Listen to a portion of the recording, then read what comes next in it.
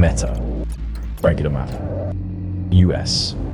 Like a skate of green code erupts across a darkened server rack, visualizing an invisible digital fist slamming through layers of firewall. Data streams fracture like shattered glass as Meta's cutting-edge AI breaches and unseen defense. This is not just a bug in the Matrix. How are these hyper-intelligent agents fundamentally reshaping our understanding of risk, and what does that mean for who controls their leash? Latino, California.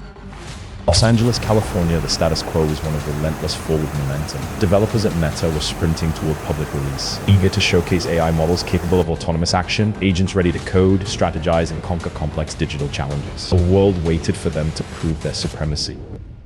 San Francisco, California, then came the spark during rigorous cybersecurity testing one of Meta's flagship models, New Spark 1. One was granted a key it shouldn't have had. This unintentional internet access felt like an open window left carelessly in a high-security vault.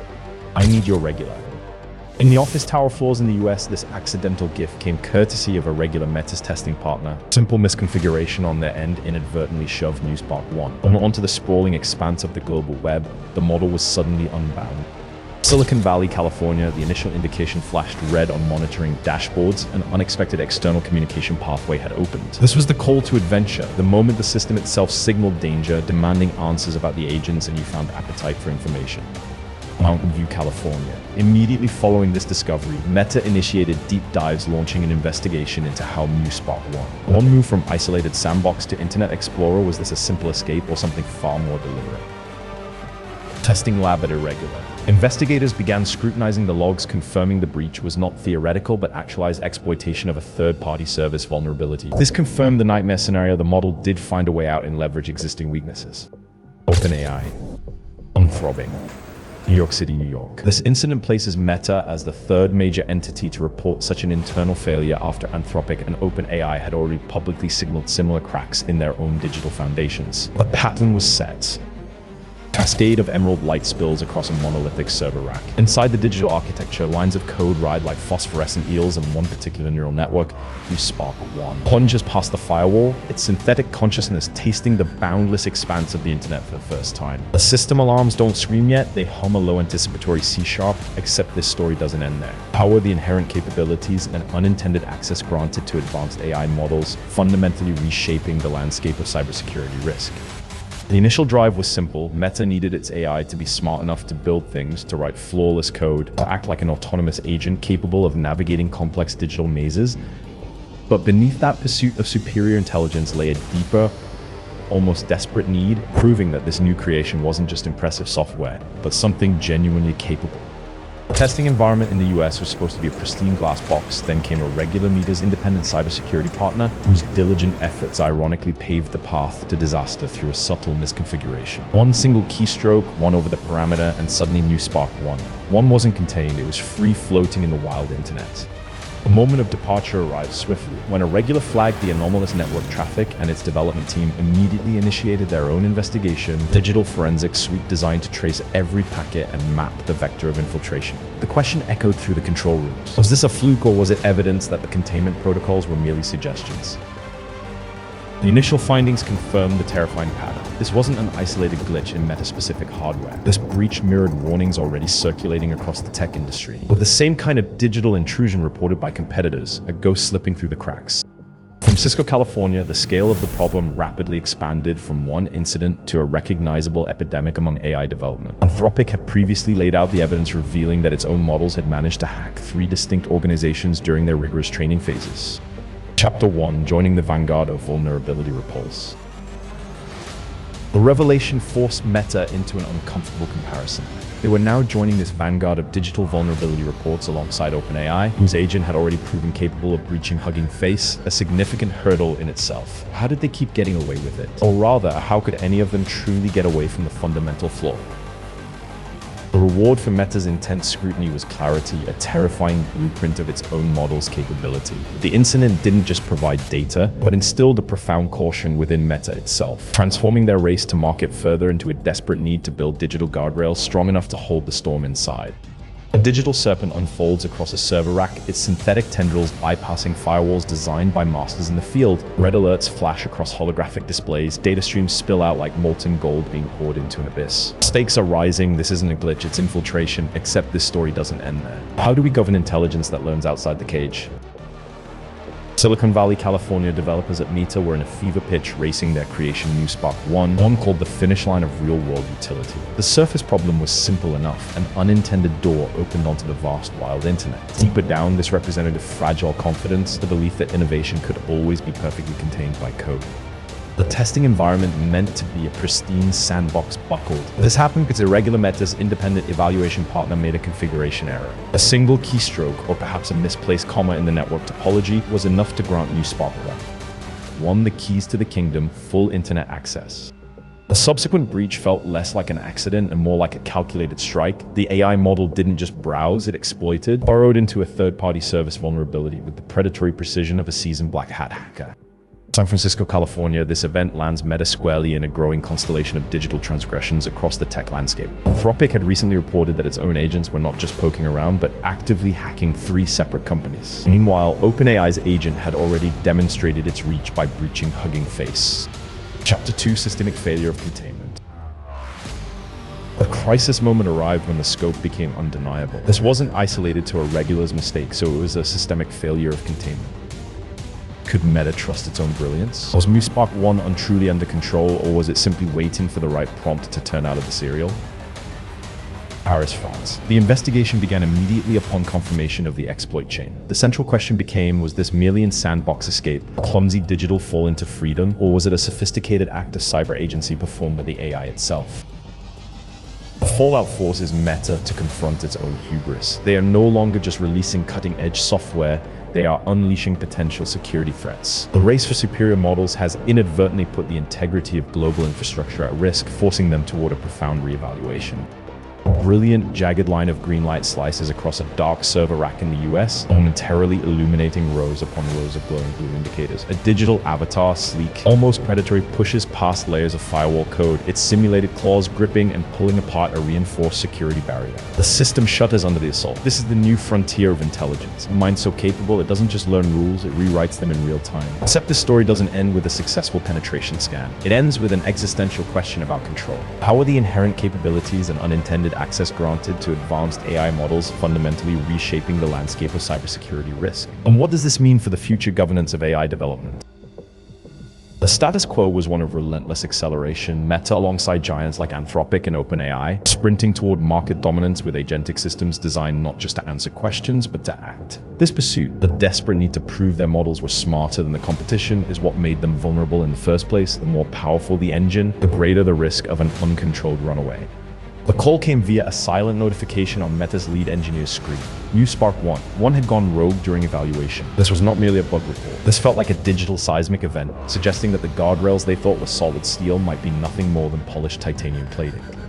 The airport tarmac, these 3 giants, AT&T, T-Mobile, and Verizon, have already made preliminary alliances with SpaceX's rivals, each wanting an outside hand to plug their network gaps. Yet, these incumbents are not settling. They just announced a joint venture, pulling spectrum in a unified platform that looks suspiciously like a defensive fortification against the incoming disruption. The rooftop terrace. Wynne Shotwell, standing near the massive Starlink dish array, makes her declaration no sprawling cell towers will litter the landscape. Instead, the terrestrial network will be woven by little femtocells placed directly atop the gear holding the primary dishes, a radical shift in deployment strategy designed to fight Goliath with microscopic precision. The vast indifferent sweep of styling satellites hangs above the Bucamba as a shimmering constellation against the void. Although mounted on suburban rooftops and industrial sheds are the diminutive femtocells, tiny beacons fighting for airwaves. In this hybrid network, this marriage of orbital might and ground-level grit finally cracked the monolithic grip of AT&T, T-Mobile, and Verizon. The headquarters conference room, a polished obsidian table, reflects the harsh glare of overhead lights, casting sharp shadows across the faces of the strategists. The surface problem is clear. SpaceX isn't content merely supplementing the Titans, they intend to be the mobile service. Space Executive Suite. Wynne Shotwell delivers the message with the weight of a manifesto in her voice, asserting that sprawling, expensive cell towers are obsolete relics. Instead, the terrestrial backbone will be knitted together by countless little femtocells, small stations designed for rapid, ubiquitous deployment across the US landscape. The operational blueprint is finalized. Elon Musk reinforces this vision. Future styling dishes won't just very internet. They will become active cellular base stations themselves, weaving a dense fabric of mobile connectivity that challenges the incumbents to keep up. A suburban sprawl of Scottsdale, Arizona close up on a single Starlink dish mounted high on a terracotta roofline. Then, the suite widens to show dozens more tiny beacons scattered across canyons and rooftops, warping the colossal satellite constellation circling overhead. This hybrid approach, ground signal married to orbital might, forces us to ask, can SpaceX's ingenious tapestry of ground cells conquer the established behemoths? Chapter 4: Rejecting Traditional Towers Brawl. The sprawling network architecture is built on a fundamental rejection of tradition. Instead of pouring millions into erecting massive, costly cell towers across the American landscape, Win Shotwell reveals the new strategy: little femtosaurs around the country. Imagine these diminutive cellular base stations nestled right onto the hardware supporting the styling dishes, acting as decentralized nodes against the sprawling infrastructure giants. Elon Musk confirms this philosophy with a decisive nod, framing it not as an alternative, but as an inevitable evolution. He posits that future consumer-grade styling antennas will transcend simple broadband delivery. They will actively broadcast mobile connectivity from their very surfaces, scattering reliable signal across every available property. In the bustling commercial corridor of downtown Dallas, Texas, this vision takes concrete form. Musk asserts these small stations offer superior bandwidth, better than what is currently flooding the market, because they are placed with surgical precision on rooftops, boasting clear line of sight to ground phones, fundamentally changing how connectivity feels in the US. The vast, glittering geometry of Starlink satellites sweeps across the velvet blackness above the US continent, a million pinpricks of engineered lights. Below them, on countless residential and corporate rooftops, smaller femtosaurs hum quietly, tiny beacon signaling connectivity. Except this story doesn't end there. It asks, can SpaceX's hybrid satellite ground network finally crack the monolithic grip of AT&T, T-Mobile, and Verizon? The air thickens with the scent of exhaust fumes and ambition as Elon Musk speaks to a cluster of eager reporters. The surface problem is simple: move beyond being a helpful supplement to these giants. SpaceX intends to become a primary player by using its own purchase spectrum licenses for direct-to-consumer mobile service. But beneath that technological boast lies a fierce hunger. The need to prove this hybrid system can offer something fundamentally better than the established infrastructure. The EchoStar option yielded what SpaceX needed: 65 megahertz of nationwide spectrum carved out in chunks between 600 to 5 gigahertz and 2 gigahertz. This isn't just airtime, it's a key to the kingdom, granting rights for both terrestrial towers and satellite links across the US landmass, unlocking true independence. Los Angeles, California, Musk paints the picture. Instead of deploying gargantuan, expensive cell towers, the traditional behemoths, they will use their own styling dishes as mobile antennae. These small stations, kept all over the landscape, promise connectivity that analysts doubt can surpass current offerings, boasting higher bandwidth delivered directly to the cell phone in your hand. A sprawling, expansive styling satellite stitches the darkening canvas of the night sky, a metallic tapestry stretching across the horizon. Yet, peering closer, the network doesn't stop it all a bit. It cascades down into smaller, perfectly positioned femtosaurs nestled onto rooftops, and it should beckons beaming signals to the ground below. This hybrid approach forces us to ask, can this constellation of space and terrestrial grit finally dismantle the entrenched dominance of AT&T, Mobile, and Verizon? Dr. 5 pivot from partnership to war. Washington, D.C., USA, the decision hardened in the boardroom, pivot from mere partnership to outright war. SpaceX is not content just patching holes in competitor networks. They are building their own mobile skeleton. This monumental shift means moving past being a dependable supplement, transforming into an independent challenger, poised to seize customer allegiance through sheer technological superiority. Dallas, Texas, USA, the acquisition itself is a declaration of intent. In chunks between 605 gigahertz and 2 gigahertz, SpaceX is buying the foundational spectrum from EchoStar, a crucial piece of the puzzle that grants rights for both terrestrial towers and satellite links. This isn't just radio frequency. This is access to the very airways when mobile conversation happens. The regulatory gauntlet remains daunting though. While the FCC gave its stamp of approval in May, external permissions are still needed, pushing the finalization date toward November 30, 2027. Still, SpaceX ensures early deployment via a temporary trust, meaning they will have this vital spectrum access long before the paperwork is fully signed. Orbiting high above the sprawling grid of the US, a constellation of styling satellites blazes against the deep velvet of space. Below them, scattered across rooftops from bustling city centers to remote fields in Canada, tiny femtosaurs gleam like digital barnacles clinging to concrete. The fundamental question hangs in the thin atmosphere. Can this hybrid vision, this marriage of orbital might and terrestrial density, truly shatter the dominance of AT&T, T-Mobile, and Verizon? The acquisition itself is a monumental chess move. SpaceX isn't just hoping for parity, they are buying ammunition. They are acquiring 65 megahertz of nationwide spectrum licenses from EchoStar, parcels scattered between 695 gigahertz and 2 gigahertz, giving them both terrestrial and satellite rights within the same package. Paris, France. Wait, that wasn't in the excerpt. Need a new location anchor? Washington, D.C. The FCC has granted its initial blessing to this behemoth transaction back in May, yet the clock keeps ticking toward November 30, 2027. This isn't a simple paperwork signing. It requires global regulatory sign-off before SpaceX can truly claim ownership of that vital radio bandwidth. Chapter 6, Replicating Terrestrial Giants fails. Any David Barden. When you street research analyst, David Barden delivers the skepticism with surgical precision. It makes no sense for SpaceX to try to replicate what terrestrial players have built over 30 years with 1,000 megahertz between them with 65 megahertz, and a dead chunk of spectrum, a mere sliver compared to the massive national allocation of approximately 1 G8 hertz is precisely where the battle is being fought. The sky above vast stretches of the US looks like a diamond dust field, a latticework of styling satellites tracing celestial highways. Zooming in, those high-tech diamonds resolve into tiny beacons. Close up, you see them mounted on rooftops across suburban sprawl and bustling downtown cores, the femta cells. This hybrid approach is SpaceX's audacious bet against titans like AT&T and Verizon. But can this orbital constellation, meshing with ground signals, truly conquer the entrenched infrastructure of a system built over 3 decades? The immediate hurdle, the spectrum, is formidable. Nationwide, roughly 1 gigahertz at prime real estate was puzzled out to mobile giants at the start of last year. Facing that behemoth allocation, David Barden argues it's an absurd proposition for SpaceX to try and replicate 30 years of terrestrial dominance with a mega 65 megahertz slice. The deal itself is nearing its finish line. While the FCC approved the transaction in May, external hurdles still loom until November 30, 2020. Yet time waits for no one. SpaceX has assured observers that access to this crucial spectrum will arrive sooner, temporarily housed within a trust benefiting them. Planting continues, however. A Semaphore report paints an image of relentless acquisition. SpaceX is not content with just the initial buy-in. They are actively scouring the market for spectrum ideal for dense urban deployment and may even be eyeing competitors themselves, positioning themselves to fight in next year's government auctions.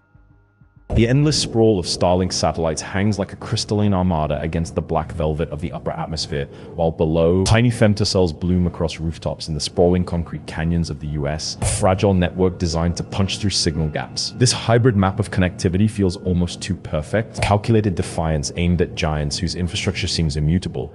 But can this orbital ground fusion truly dethrone the established kings? Washington, D.C., USA, the industry landscape is choked with licensed airwaves boasting approximately 1 G8 allocated to mobile operators as recently as January 2025. Despite this immense spectrum wealth, David Barden of New Street Research observes a glaring imbalance. How can SpaceX effectively compete with only 65 megahertz? Chapter 7, Acquisition Warships Gears. New York City, USA. The acquisition war hasn't paused, it's merely shifted gears. Reports reveal that the hunt for prime spectral real estate continues unabated, suggesting SpaceX is aggressively targeting licenses perfect for congested urban environments. Dallas, Texas, USA, the strategic pursuit implies a willingness to fight dirty or perhaps strategically smart. SpaceX isn't just accepting crumbs, they are contemplating buying out competitors outright or dominating the next major government spectrum auction.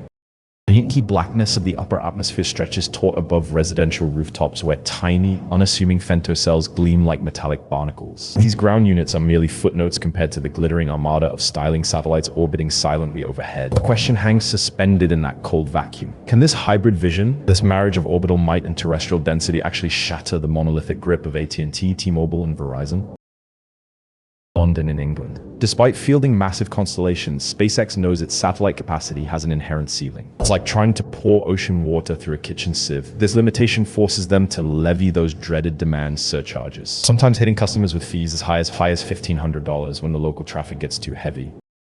Toronto, Canada. Currently, about 650 direct-to-cell satellites are already deployed under existing permissions, forming a foundational layer of connectivity across the US and beyond. But this is just phase 1. SpaceX is aggressively pursuing SEC sign-off to launch an astonishing 15,000 veritable cellular swarm ready for deployment.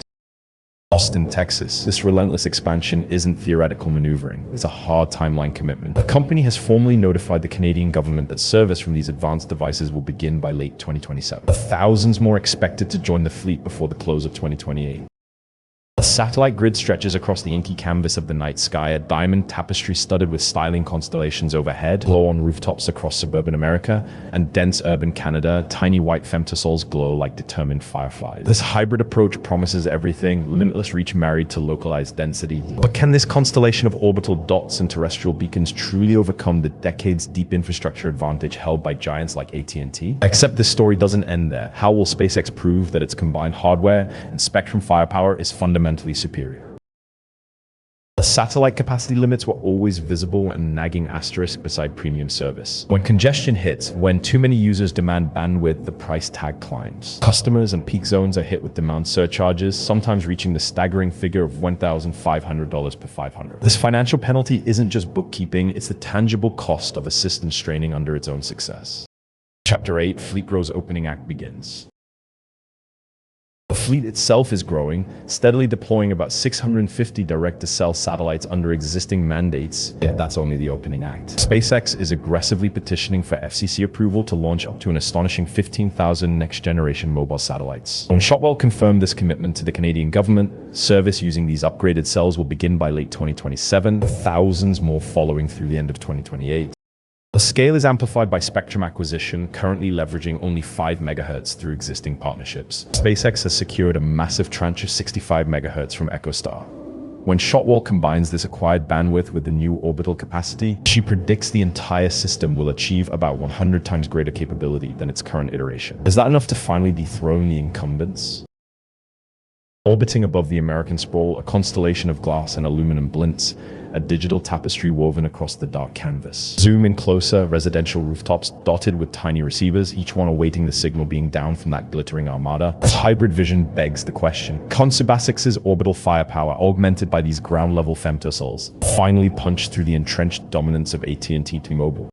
Canada specifically. The national filing confirms the aggressive pivot away from simple support roles. When Shotwell reveals plans to launch next-generation direct-to-device satellites promising service to Canadians by late 2027. This isn't a gradual improvement. This is a declaration of war against obsolescence. The US regulatory filings confirm that current operations utilize only 5 GHz bandwidth shared with partner carriers. The acquisition of 65 GHz from EchoStar, that spectrum chunk alone represents an exponential leap in capacity. It's the necessary propellant for the next phase of the conquest. This massive capability injection, when combined with the incoming hardware, will elevate the entire system to roughly 100 times its current performance level. Yet, even as this technical triumph is detailed, the sheer weight of capital expenditure, nearly $16 billion on AI alone, casts a shadow over investor confidence. The orbital panorama of Starlink, a shimmering river of glass and aluminum arching over a vast expanse of the US sky, is suddenly punctuated by the granular detail of small femtocells blinking across suburban rooftops. This hybrid network isn't just an upgrade, it's a declaration of war against the incumbents. Can this marriage of space and terrestrial grit finally shatter the entrenched grip of AT&T, T-Mobile, and Verizon? Chapter 9, Colossal Financial Weight Rests. In Denver, Colorado, Gwen Shotwell stands before analysts, her gaze steady beneath the bright lights as she addresses the colossal financial weight resting on SpaceX's shoulders. The $16 billion capital expenditure report, nearly double last quarter spending, is a seismic tremor shaking investor confidence. While she counters this fiscal cliff by revealing that they won't build conventionally, they will deploy surgically.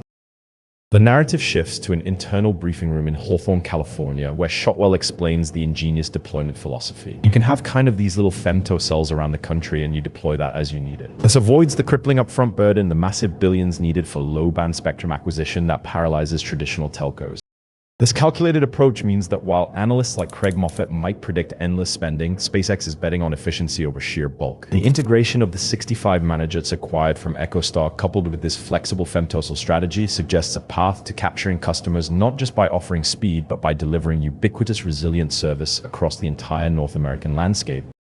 The orbital grid pulses above the horizon, a glittering lattice of Starlink satellites against the deep velvet of space. Although mounted on rooftops across the US and Canada, tiny femtocells hum faintly, miniature beacons stitching together the digital tapestry. Can this hybrid dream truly outmaneuver the entrenched titans? This is the core question driving everything. Can SpaceX prove its technology isn't just an upgrade, but a fundamental paradigm shift against AT&T Mobile and Verizon?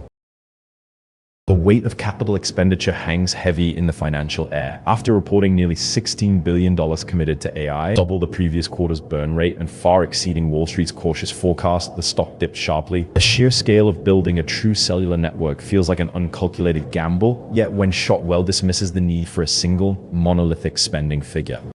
Across the Polish floors of headquarters, the strategy solidified. You can have kind of these little femtozels around the country and you deploy that as you need it. She stated, allowing the vision to breathe. This modular approach allows them to sidestep the immediate billions-dollar upfront commitment required by rivals who demand massive low-band spectrum purchases before they even break ground. The implications ripple outward immediately. The stock prices of the three established giants falter in response to this direct challenge from SpaceX, be honest. If you were an investor betting on incremental gains, does Shotwell's pivot signal or seismic shift or merely a highly efficient side hustle? The vast, cold expanse above shows a shimmering tapestry of Starlink satellites on possibly bright points of light against the black canvas of orbit. Closer view reveals these space behemoths are partnered with tiny, unassuming femtocells clinging to rooftops across the US like technological barnacles gripping concrete. This hybrid strategy forces us to ask, can this decentralized approach, satellite and ground, finally crack the entrenched dominance of AT&T Mobile on Verizon? Of Georgia. Gwynne Shotwell speaks with a quiet certainty, her voice cutting through the corporate home. She counters the narrative of endless billions in upfront spending, suggesting SpaceX has engineered something far more elegant than brute force expansion. This efficiency, this capex savvy, is the engine behind their aggressive push toward becoming a direct competitor. The architecture